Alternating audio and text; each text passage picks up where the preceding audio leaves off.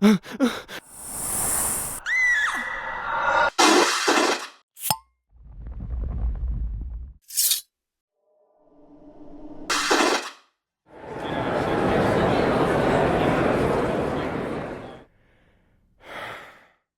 and welcome to the Supernatural Track here at Continual. I'm your host, Gail Martin, and tonight we are going to talk about more of our absolutely favorite episodes. Supernatural gives us a rich playing field here to pick favorites from. So this is episode 10 of episodes we liked. But before we dive in, let's let our wonderful panelists introduce themselves, starting with Elektra. I'm Elektra Hammond. I'm a writer and an editor, and I've been watching Supernatural since that very first episode aired, all the way until the last episode made me cry. Hansi. I'm Hansi Oppenheimer, Sweet Projects, and yeah, I mean, I've been watching it for seems like forever. I Anna? do miss it too. Oh, yeah. Well, maybe we'll get it back again. The boys keep teasing us. Anna? I'm Anna Kensing. I am a writer of queer romance, and I've been watching Supernatural since the very first season. I took a bit of a hiatus, I think, at some point, and then came back with a vengeance. Have dabbled in some fanfic, and mostly just really continually rewatch and talk about Supernatural. Okay. Carole? I am Carole Stokes. I started watching Supernatural in season 3. I started writing fanfic in 2012. And I'm also one of the co-hosts of the podcast Supernatural Fanfic. So get this, the lore of supernatural fanfiction. Okay. And I'm Gail Martin and Morgan Bryce. As Gail, I write epic and urban fantasy. As Morgan, I write urban fantasy, male paranormal romance. But all my modern day worlds are ones Sam and Dean could walk into and feel right at home. I fell in love with the show halfway through season 11, binge watched 11 seasons in 4 months for the start of season 12, fell down the rabbit hole, and haven't come up for air yet. Hope I never do. So we, thanks to Elektra, we all have crib notes of all the episodes we've talked about so far, and there are so many to love, but there's still a lot that aren't on the list. So Hansi, start us off with one.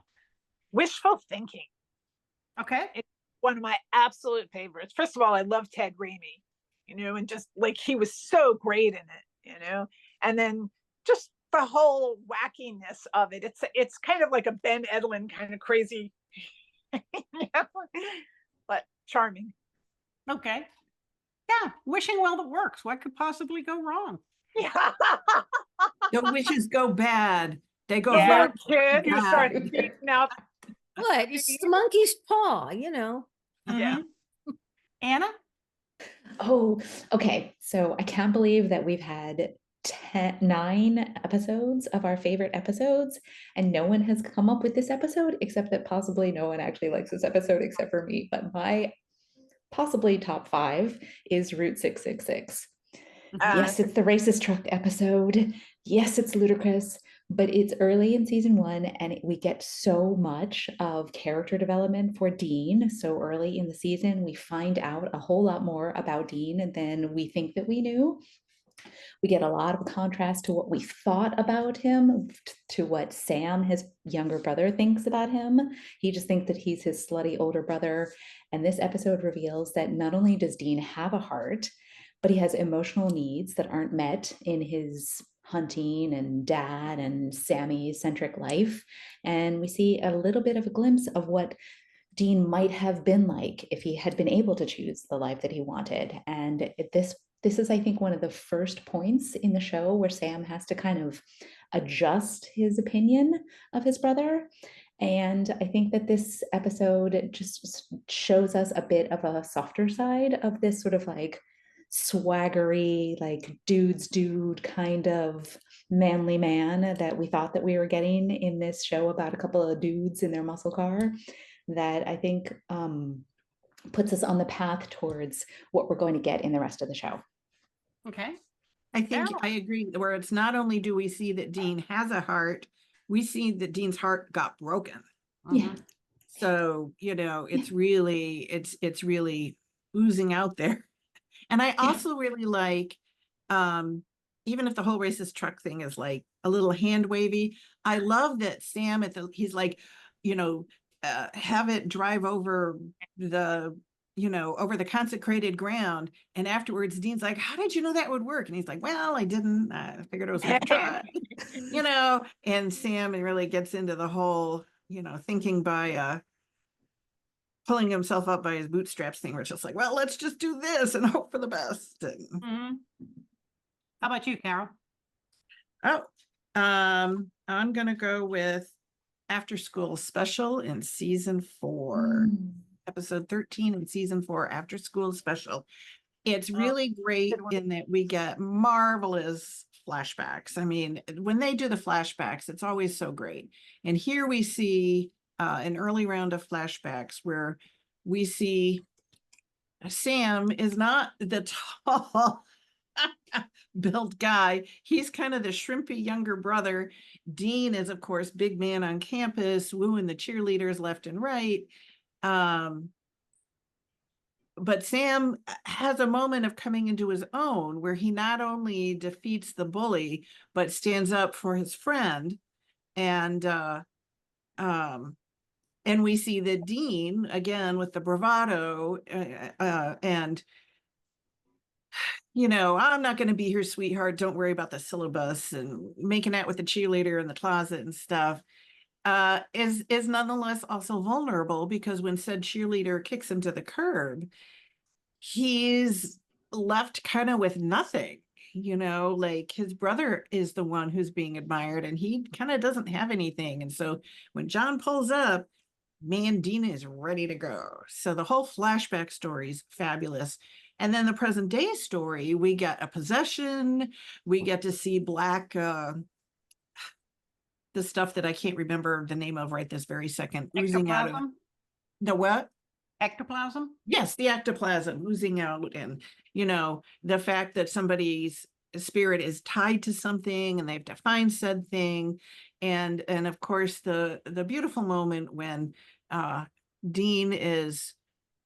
Sam is trapped. They fall on him, and it's like, oh, reverse cowgirl. A line that is always useful.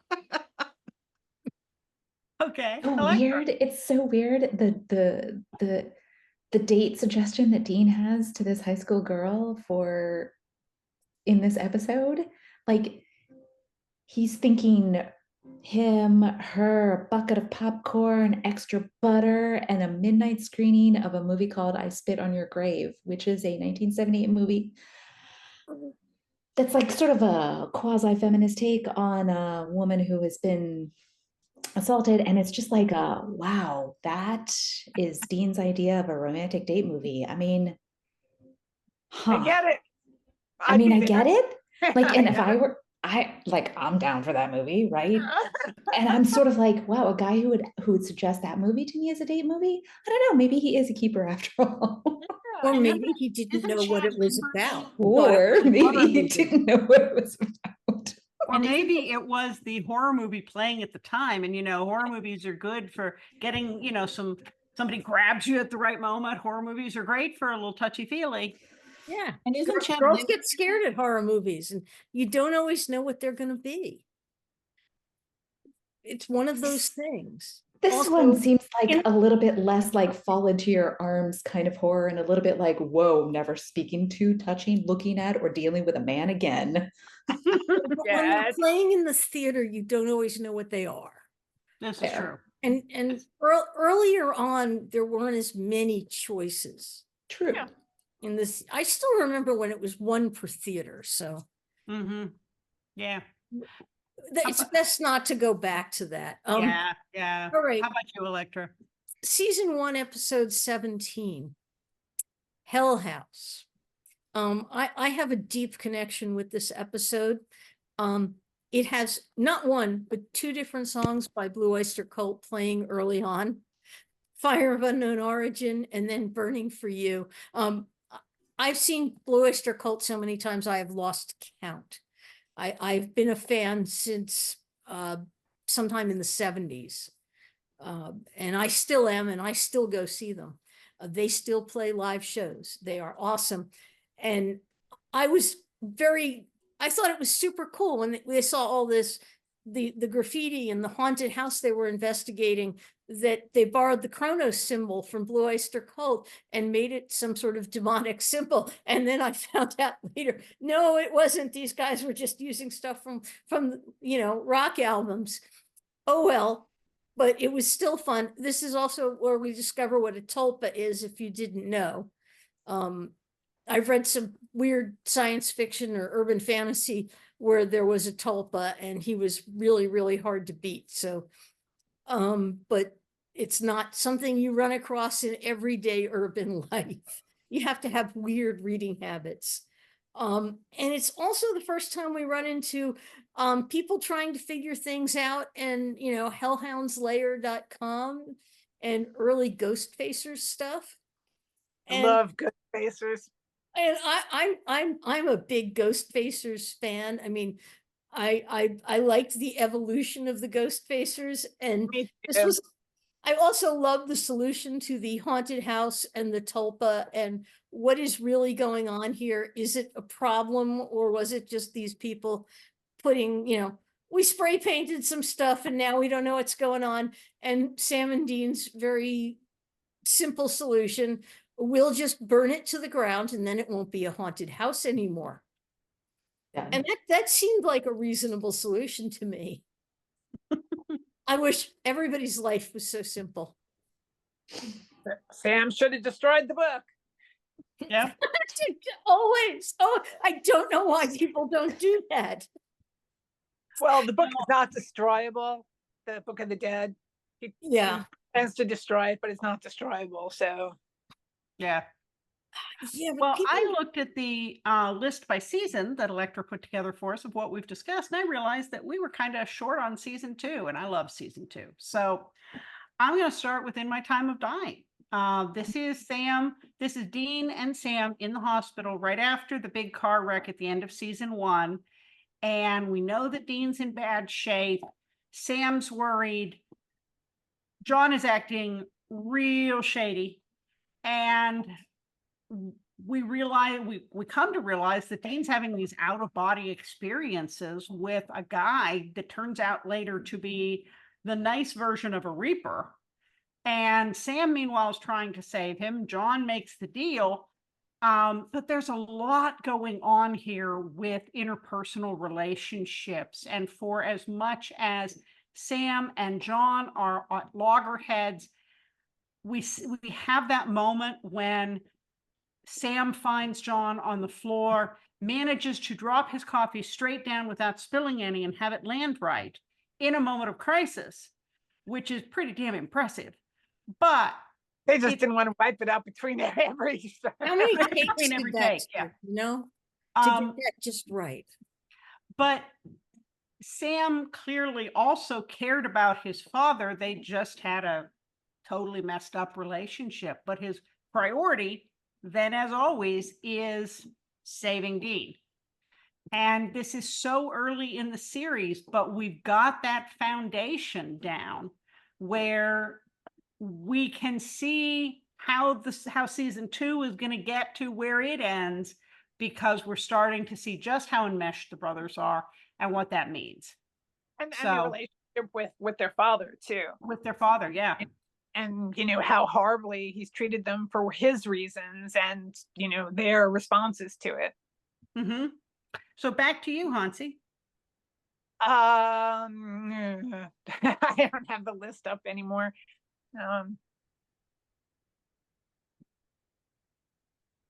I'm sorry. Go on. Okay, Anna, we'll come back to you, Hansi. Okay. So next I'm gonna pick Mannequin 3, The Reckoning from season 6. Where Dean and Sam investigate a ghost that seems to be able to move across county lines and possesses dummies. And so there's a case where a janitor is found dead in a locked lab, and Dean molests the anatomy dummy, and then takes the heart out and shows it to Sam and was like, hey, have a heart. And there's a whole bunch of puns. Dean is still involved with Lisa and Ben. And except that he's not, right? Like he's left them for their own good, but he gets a call from Ben, and Ben is basically like parent trapping his mom and Dean and trying to get them to go back together. And so there's a whole thing, and it's all about the fallout of, the consequences of being in a normal relationship and having, a family. But it's also filled with puns, and it's filled with references to movies, to the movie Mannequin from 1987 with Andrew McCarthy and Kim Cattrall, to the Parent Trap movie. There's references to Monty Python and the Holy Grail, the Jersey Shore, Girls Gone Wild videos, Glee. It's like a chock full of pop culture references, while being sort of like punny and hilarious, and also being just like so emotionally wrenching, because Dean has already decided that he can't have the normal life. He can't have the family that he so desperately wants to have. And yet he gets dragged back in, and Lisa is trying desperately to move on with her life. And she can't, because Dean keeps showing up, and the kid really needs a father. And now at the end of the episode, they solve the case, sort of, I guess. There's a dead girl. There's also a dead ghost, a deader ghost. I don't know. But Dean has a disappointed kid and a woman who's so pissed at him, and they both feel like, is it really worth it? But they do save people anyway. It's like in the midst of this whole arc of this season, and it's also like what Supernatural does, I think, the best, which is add a bunch of humor into all of this like emotional upheaval and trauma. Yeah, I love the line. It's the third date, man. You know what that means. Okay. Hansi, back to you. LARP and the Real Girl. I love that one. That's just so much fun. I love anything with Charlie in it. Which is why watching season 11 was so traumatic, rewatching that. But yeah, that's the one with where she's the queen, right, in the fairyland, in the Ren Fair. And then she falls in love with the fairy, and Dean is all into it. He's like doing the Braveheart thing, and relate. I get it. And I love the blooper reel when at the end they all run out for battle and Jensen falls flat on his face. Dean's like doing the Braveheart speech. Yeah. Does every It's the guy only in one he Hollywood knows. know that? Seriously, does every guy in Hollywood know that? There's a scene in the A-Team where the guy from South Africa that plays the crazy guy does it during one of their pivotal scenes. It might be one of those classics like the Holy Hand Grenade of Antioch that, people just seem to know. Thou shalt My daughter had to do that for a summer theater program. 1, She quoted for 2, years. 5. Yeah. Okay, Carole? Going back to season 3, and we referred to this earlier already, but the actual episode of Ghost Facers. Yeah. I know that Ghost Facers are kind of a hot button thing. People love them, people hate them. I'm on the team of I love them. I think I they're love them. They're fun. they're funny. I like just as Sam and Dean have their wit and timing, so do our two Ghost Facers, where clearly they've been friends forever. They bicker a little bit, but then they're like responding to each other's jokes and quips and things. And they're not, I think one of the things that works is that they're not bad. They're not evil. They're not trying to hurt anybody. They are trying to, in their own way, help. Like they feel like they're helping, and they want to be heroes, but they want to do it without hurting anybody. So that's, a valid motivation. So it's just really amusing. And someone catch me, because sometimes I like to mix up a couple of episodes, but then this is the one where they're actually filming, right? They're actually Yeah, filming Yep. in the that's the house. one where they Yeah. they And so the whole douse their filming computers business, before they leave.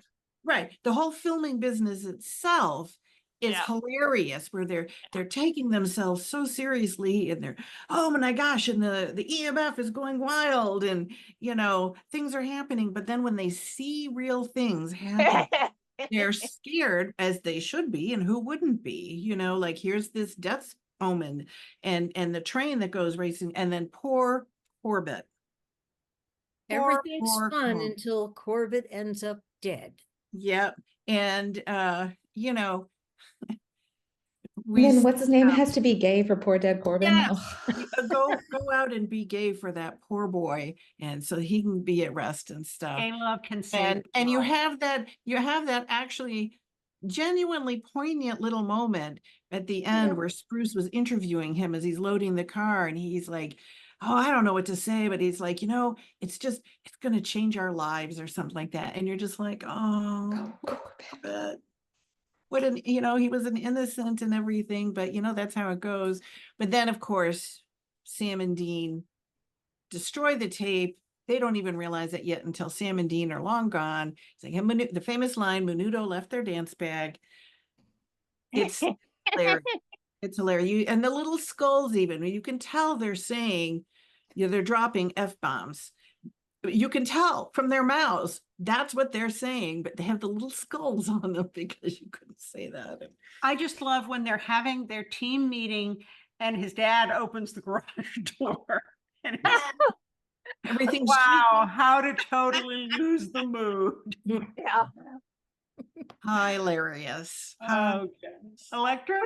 There's another well, version, like people who Carole think they're grabbed the hungry. one where I was going, obviously. So I'm gonna hit Tall Tales, the 15th episode of season 2. Which is, I can't believe we missed this one because it's an incredibly important episode. It not only introduces us to the trickster, which is just crazy, this whole idea of all this urban legend stuff is happening and they don't figure it out. We have to have Bobby show up and explain, you idiots, it's a trickster. And it's the introduction of Bobby, who was supposed to be a one-of character. So of course they named him after Robert Singer. And he's still going strong, and he's soon to be the president. Because, nothing will ever get Jim Beaver down. Sorry, wait, that was on another show, wasn't it? That was a different The show. boys. Yeah. I'm sorry. Yeah, I'm loving what they're doing too. But, the first time you see that, it's just, alligators in the sewers and everything that you've ever heard of is happening. And they're just at each other's throats. The baby gets her tires slashed and Sam loses his wallet, and they can't figure out what's going on until Bobby knocks their heads Well, together. they think they're playing tricks on each other, right? And then Bobby's like, you idiots. It's Yeah. Well, one of my all-time favorites from the series is A Very Supernatural Christmas. So again, I'm sticking with season 2 because we've missed some gems there. This is late in season 3. Dean's deal is coming due. Sam is just beside himself trying to figure out how to save Dean's life. Dean keeps acting like he doesn't care. And yet Dean asks Sam to do Christmas. Hey, one last bash. And Sam at first balks because, no, dude, this is terrible. I'm going to lose you. And then, of course, he comes around to realizing that doing Christmas for his brother in his last year is a kindness and a way to show love. And there he is in this crummy motel room with all the decorations that he was able to buy at the Gas and Sip. So the cheap, I love the gift too. yeah, they've got like the top off a tree because it was probably at the last tree stand before it closed. So it's not even a whole tree. It's just like the top cut off of one. And all the cheap decorations that they got at the gas station, and the eggnog that was really spiked. So Jensen's spit take on that is real alcohol. But we get the wonderful flashback moments in that of how Dean got the amulet. And we get to see what growing up, this is early on, so we're just getting to see what growing up was like for Sam and Dean with John on the Vengeance tour. And so we Sam get stealing all the toys for Sam and their girl stealing toys. yeah. And then Sam giving him the amulet that Bobby got him to give to John, but screw it, Dad's not here, this belongs to you, and how important that amulet becomes to them. And so that movie just has all the feels. It's heartwarming, but it's also heartbreaking, because this is, as far as they know, this is going to be their last Christmas together. And Is that also the same episode where they kill the they have to gods? kill the Krampus, the pagan gods. Yeah. I And love them. there is a I nice love the little scene Carringtons. with the fruitcake and the decorations. Wreaths. Yeah. And this also has Wino Santa at the little the kids' forest, the Fairyland Forest kind of place. So it's another one where you're laughing, and then all of a sudden you get a gut punch. And Supernatural does that so well. But that's my pick. You have that perky little elf, and Dean's like, oh no, he likes to watch it. She's like, ew. Ew. Back to you, Hansi. I don't know if anybody's talked about Paper Hearts yet. It's season 11, and it's they run into sisters who are werewolves, and one sister has managed to control it, but when she turned her sister can't. And so, she is horrified, but she has to put her sister to sleep, basically, because she's going to keep killing people. So and then they get involved, and they're very caring about the one who's trying to keep her nose clean, and they're like, we don't want to hear anything about you, just keep your nose clean. Okay, Anna. Okay, so I'm gonna go back to season 1 because I don't know, I think season 1 is possibly my favorite season. It's really hard to say. Anyway, but so I'm gonna go with Skin, where we have a shapeshift. We have a shapeshifter as the monster, and so the shapeshifter has taken the various forms of the boyfriend of Sam's college friend, and then also ultimately takes the form of Dean. And so we get this shapeshifter sort of feral version of Dean that, is maybe kind of a bit of a preview of Demon Dean. So many season 10. And so we start off the episode with, sort of some brotherly ribbing from Dean, about college and about, life, and about how you can't have friends, and you can't, trust anybody, and we're all we got and whatever, but he still can't resist Sam's puppy dog eyes to go and help out Sam's college friend. And we see Sam telling his college friend Becky that Dean is a cop, and Dean can't resist sort of upgrading that a little bit to, well, yeah, detective, actually. So, and then we get, kind of a different, again, because we're very, very early in the show and we're still in season 1, we get a different perspective about what being a hunter is like for Dean. And, it's sort of query how much of this is Dean's internal thoughts and feelings, or the internal thoughts and feelings of the shapeshifter, as the shapeshifter's personality is kind of glomming on into the people that they are possessing, right? But we do hear a little bit of jealousy from Dean about how Sam got to go off to college. Sam got to make some decisions that are not hunting. Dean had to stay behind. Dean has to, do what his father tells him to do. Dean has to, you know, he's just abandoned by everybody. And I think that the thing that the shapeshifter catches on in Dean and that is really, really true, there's some of it that rings a little bit false, you know, sort of as we learn more and more about Dean. But the one core thing that the shapeshifter really gets about Dean is his fear of abandonment, that everybody has abandoned him, that Sam has abandoned him, his mother has abandoned him, his father has recently abandoned him, and nobody will stay for him. And I think the shapeshifter really, really, really sees that, and, you know, talks about that to Sam. And I'm not sure that Sam actually really gets that. Sam seems to think that the shapeshifter is just talking trash. But I think we feel this even in this scene, and then we see this in the rest of the show, how true this is about Dean. And I think Sam gradually does come to understand that that is true, but you know, this is still so early in the show. He is still nursing, you know, all the pain from Jessica's death and leaving Stanford. He's still a mess. So yeah. Carol? I'm going to go with season 3, episode 10, Dream a Little Dream of Me. The case fic is, you know, it's kind of it's not an exciting case fic in and of itself. What's important and enjoyable in this episode is we are introduced to a tool that they use throughout the rest of the run, and in 8,000 fanfics. The African dream root tea. So because of the African dream root tea, you can enter into other people's dreams. You drink a noxious brew that has something of theirs in it, like a hair, which is like, you know, already.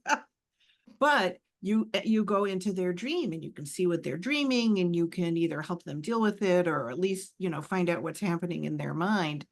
And that is a gift, you know. I mean, it just opens the door to so many things. We see it used several times, you know, in the rest of the show. It's a really handy little tool. And as I said, I mean, just so many fanfics were able to use that and have it be a great way for them to, because the Winchesters are so inarticulate with each other so much of the time, but yet via something like this, they can kind of cut through some of that, you know, that static and that white noise and actually find out what, you know, what are they really thinking?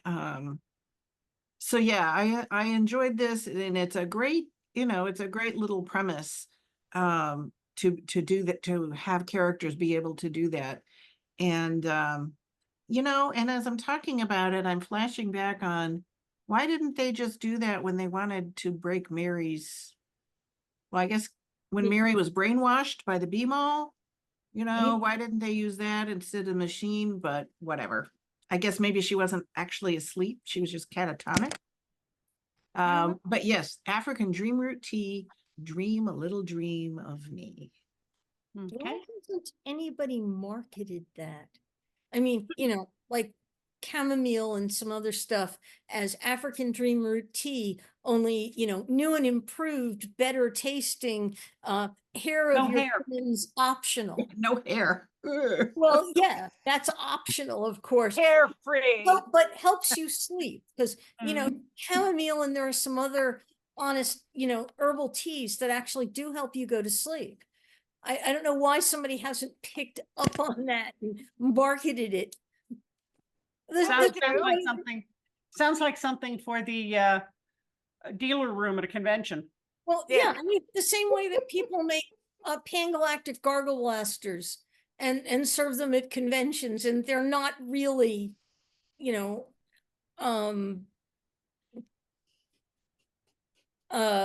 made out of whatever it is that they use in science Right. fiction, because we don't have alcohol from other planets. This is true. They just, you know, make something up and say, here, look, this is my version of a pan-galactic gargle blaster. Well, Elektra, you're up for. All right. This has always been one of my favorite ones, and it stars one of my favorite actors from other things. From season 5, the 17th episode, 99 Problems, where Sam and Dean are running, baby flat out, and they have to turn around because this fire truck, old style fire truck, pulls out, and then they turn a water hose on the demon, and a guy with a megaphone does an exorcism. Okay. And Dean's like, that's something you don't see every day. And they Unless you're carefully us. are warning them about, well, those were demons, and this is the apocalypse, so buckle up. And there's a little bit of a explanation about how, we're on the same side, and they go back into town with these guys and discover that the whole town is dealing with the demons and the apocalypse, and everybody is loading ammunition, and then it turns out that maybe things are not as they seem. But for a while there, they've got backup, and it's a nice feeling to have other people working with you until they find out maybe not. And it's a whole town of people that are well armed and just a little bit scary in their devotion to, let's kill anybody that we think anybody that's a demon, anyone we think might be a demon, or anybody that just doesn't go along with what we want. And it does take extremism and shows you how bad it can go. There's a lot of good lessons in there, as well as terrific acting and some really cool stuff. Extremism and paranoia. I mean, you put those two together and you've got a world of problems. Well, and add guns and alcohol and Well, I'm going to end us with what is and what should never be, which is the gin episode. That's one of my all-time favorites. It certainly shows up in an awful lot of fan fiction, and those are some of my favorites there too, where they get alternate versions of how life could be. And so here's Dean. All of a sudden, he wakes up. He's got a gorgeous girl. He's living the life. His mom is alive. Sam is with Jessica. Their dad died of a heart attack, but he coached Little League, and he's living the dream. He goes out and mows the yard when it doesn't even need to be mowed. I love that scene. He can mow the yard. He's got a yard. He's got a lawnmower. Oh, it's so cute. And he's just loving this, but then he starts to get these flashbacks about, well, he isn't sure what at first, but he puts it together and figures out these are the people that they don't save because they're not hunters. And he finally figures out, he doesn't know what's wrong, but he knows he doesn't belong here. And so as happy as he's been, as much as this is his dream, that all the people around him, Sammy and his mom, everybody's happy, he kills himself in the dream to get out. And it turns out that he's a prisoner of a djinn, and who has fed him these dreams to keep him passive while the djinn bleeds him dry. And Sam is there to rescue him.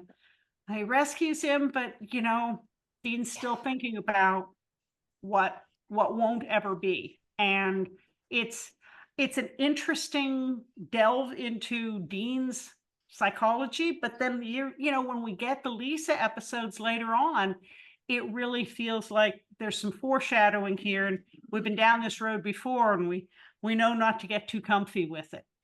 Yeah. Well, folks, believe it or not, we have run through our time. There are still episodes out there that are great episodes to talk about. So I guess we'll be doing this again, but for now, let's go around quickly and let everybody know where we can find you online. Hansi? Oh, Oppenheimer, and you can find me. Sorry. Okay. You can find me at 3 projects on Instagram, Twitter, TikTok, all that. Okay, Anna. I'm Anna Kensing. You can find me at annakensing.com and various social media platforms with that name, although my active participation waxes and wanes depending on how much I'm procrastinating writing. I have a story in an anthology coming out in October that's available for pre-order today. That's called Ride With Me, and it's about hitchhikers and those who pick them up to give them rides. Nice. I hitched cross country in 1974 Carol? by myself. I got to read that. Carol? I'm Carole Stokes. You can find me in the Continual Facebook group and in the Supernatural TFWNC group on lots and lots and lots of continual panels. All of my Supernatural fan fiction is on AO3 under Firesign 10. And as Ellis Colton, I write MM Romance, and my books for that are available both on Amazon and Smashwords. You can just look for Ellis Colton. Very good. And Elektra. I'm Elektra Hammond. You can find most everything about me at untilmidnight.com.